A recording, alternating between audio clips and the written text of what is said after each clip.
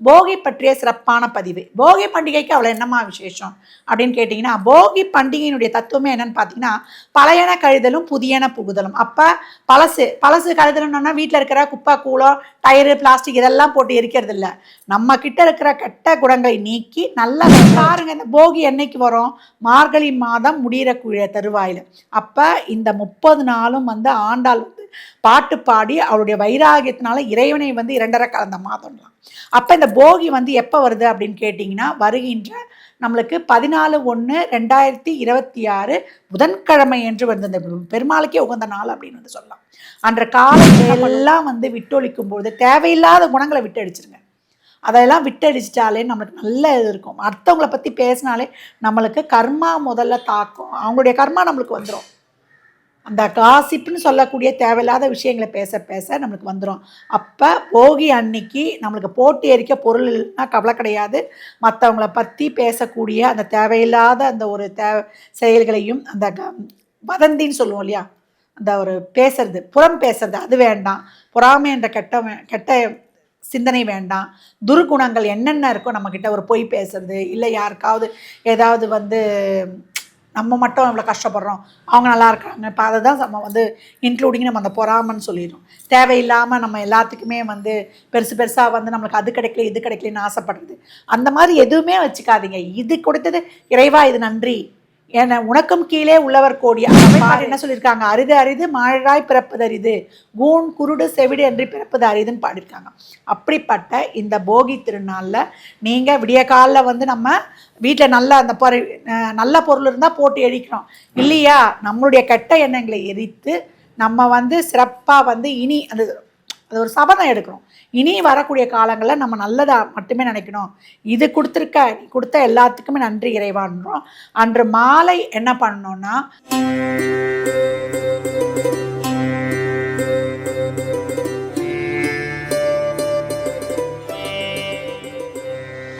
ஓம் சரவண பவ, பாலும் தெளிதேனும் பாகும் பருப்பும் இவை நாளும் கலந்துனக்கு நான் தருவேன், கோலம் செய் துங்க கரிமுகத்து தூமணியே நீ எனக்கு சங்கத்தமிழ் 3 தா.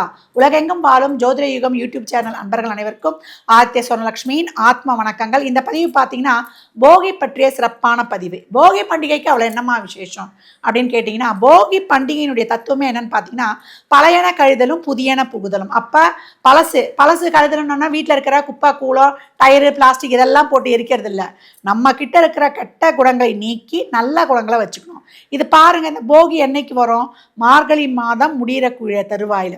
அப்போ இந்த 30 நாளும் ஆண்டாள் பாட்டு பாடி அவருடைய வைராகியத்தினால இறைவனை இரண்டரை கலந்த மாதம்லாம்.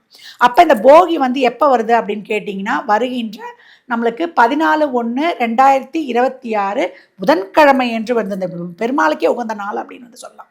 அன்ற காலை என்ன பண்ணுவோம்? அந்த காலத்துலலாம் பார்த்தீங்கன்னா போகினாலே எரிக்கணும், பழசை எரிக்கணும்னு சொல்லியிருக்கிறோம். பழசை எரிக்கணும்னா அந்த காலத்தில் எரிச்சதெல்லாம் வேற. என்ன எரிப்பாங்க? வீட்டில் பழைய மரம், பழைய கூடை, அதே மாதிரி கோணிப்பை, நம்ம உதவாத துணி, அதெல்லாம் காட்டன் துணியாக இருக்கும். இதெல்லாம் போட்டு எரிக்கும் போது எந்த ஒரு பஞ்சபூத சக்தியும் மாசு அடையலை. காற்று முதல்ல மாசு அடையலை. இப்போ பாருங்க, நம்ம இப்போ போட்டு எரிக்கிறதே பேப்பரை போடுவோம், இல்லை வர்றதெல்லாம் பிளாஸ்டிக் போட்டு எரிப்போம், டயரை போட்டு எரிப்போம். அப்போ என்ன ஆகும்? பொல்யூஷன் தான். ஏற்கனவே இந்த நம்மளுக்கு நிறைய பொல்யூஷனாக தான் நோய் நொடியே வருதுன்னு அப்படின்னு சொல்லியிருந்தோம். இந்த கொரோனா டைம்லலாம் ஒரு 3 மாதம் இருந்ததே எவ்வளோ பொல்யூஷன்லாம் நான் கட்டாச்சு, ஒரு கட்டுக்குள்ளே வந்துடணும். இந்த டெல்லியிலலாம் பார்த்தீங்கன்னா பொல்யூஷனே கொஞ்சம் இந்த பிரயாணத்தை நிறுத்தி வச்சதெல்லாம் இருக்குது. அப்படி இருக்கக்கூடிய இந்த காலத்தில் இந்த போகி அன்று நம்ம தேவையில்லாத விஷயங்களை நம்ம எரிக்கணுமே தவிர, நம்மளுக்கு இந்த பொருட்களை எல்லாம் போட்டு எரித்து சுற்றுப்புற சூழலை மாசுபடுத்தக்கூடாது.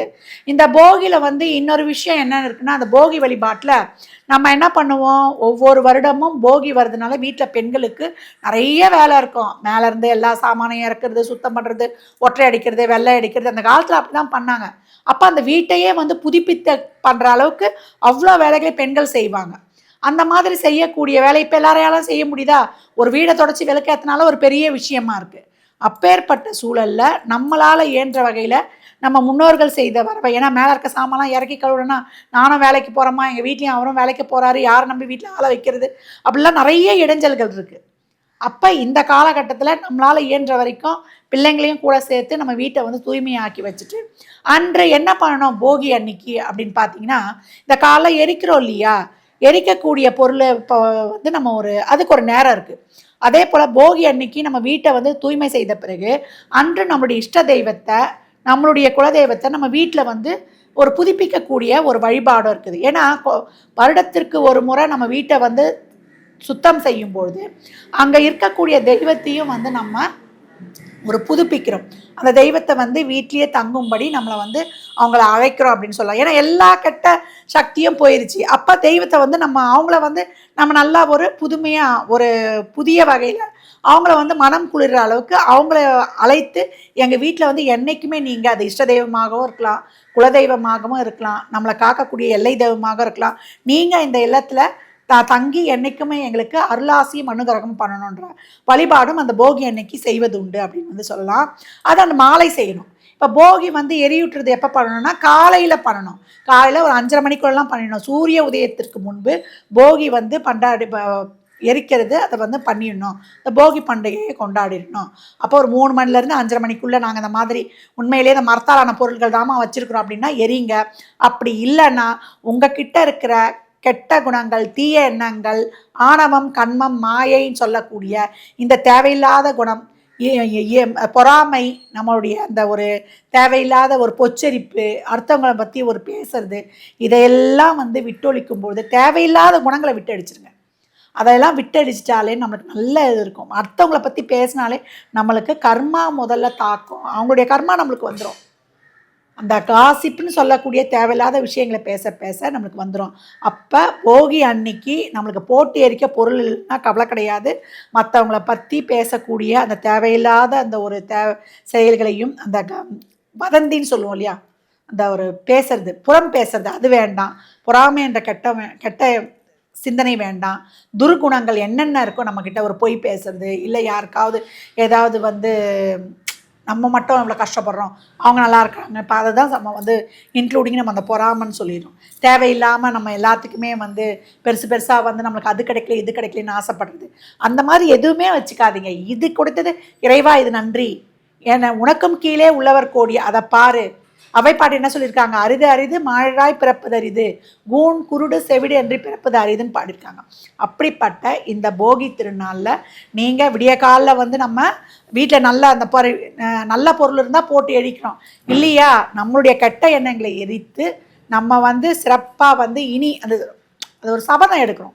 இனி வரக்கூடிய காலங்களில் நம்ம நல்லதாக மட்டுமே நினைக்கணும். இது நீ கொடுத்த எல்லாத்துக்குமே நன்றி இறைவான்றோம்.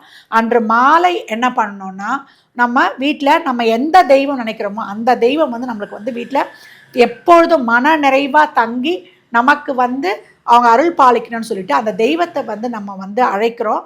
அப்போ அந்த தெய்வத்தை அழைக்கணும்னா என்ன பண்ணணும் அப்படின்னு கேட்டிங்கன்னா, ஒரு பச்சரிசியில் நல்லா சாதம் வடித்து கொலைய வடிச்சிடணும். அந்த சாதத்தை வடித்த பிறகு அதை அப்படியே வந்து ஒரு வாழை இலையில் அப்படியே ஒரு அச்சு மாதிரி போட்டுடணும். ஒரு அச்சு போட்ட மாதிரி ஒரு ரவுண்ட் ஷேப்பில் போட்டுரும். போட்ட பிறகு அதில் அப்படியே வந்து பள்ளம் பறித்து அதில் வந்து கொஞ்சம் தயிர் ஊற்றி ஒரு வாழைப்பழத்தை 3ஆக கட் பண்ணிக்கணும்.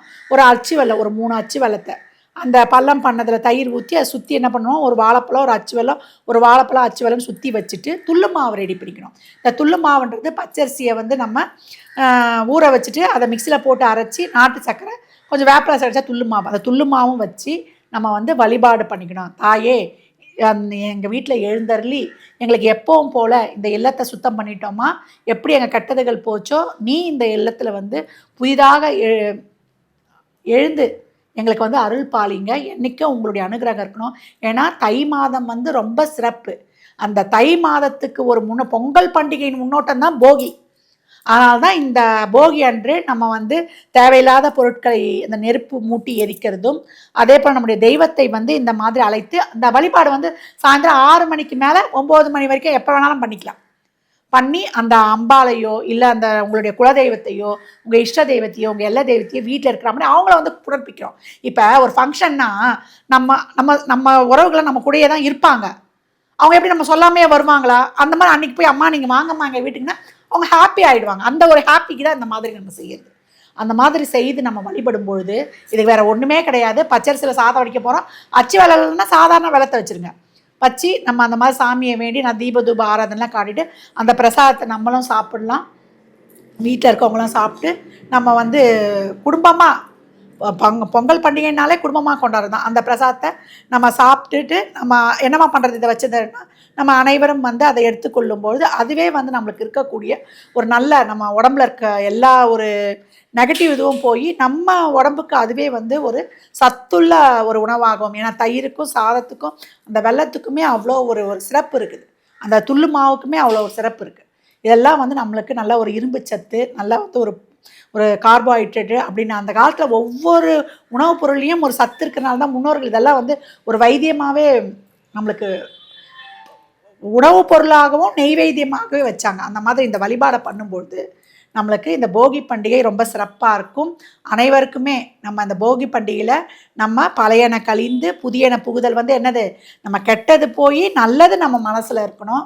நம்ம வந்து இறைவனையும் நல்லா அன்றைக்கி வந்து மனம் குளிர நம்ம இல்லங்களை எழுந்தருளி வச்சு இந்த போகி பண்டிகை சிறப்பாக கொண்டாடணும்.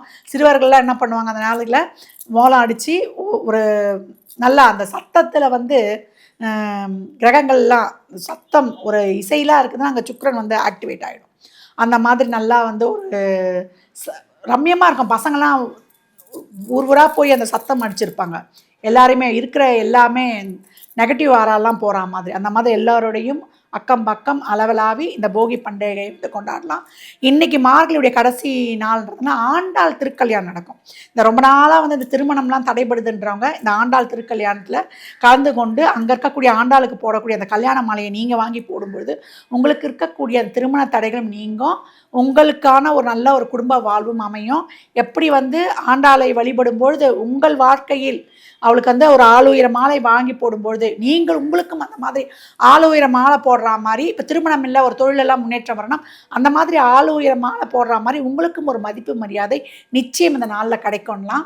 அனைவருக்கும் இயன்ற வகையில் நம்ம முன்னோர்கள் சொன்ன இந்த வழிபாட்டு முறைகள்லாம் பின்பற்றி உங்கள் வாழ்வை வளமாக்கிக் கொள்ளுங்கள். அனைவருக்கும் இனிய போகி திருநாள் நல்வாழ்த்துக்கள். அருட்பெருஞ்சோதி அருட்பெருஞ்சோதி தனைப்பெரும் கருணை அருட்பெருஞ்சோதி. மற்றும் ஒரு சிறப்பான பதிவில் சந்திக்கும் வரை தங்களிடமிருந்து விடைபெற்றுக் கொள்வது ஆதித்ய சொர்ணலட்சுமி. இறையருளால் அனைத்தும் நிறைவாகும்.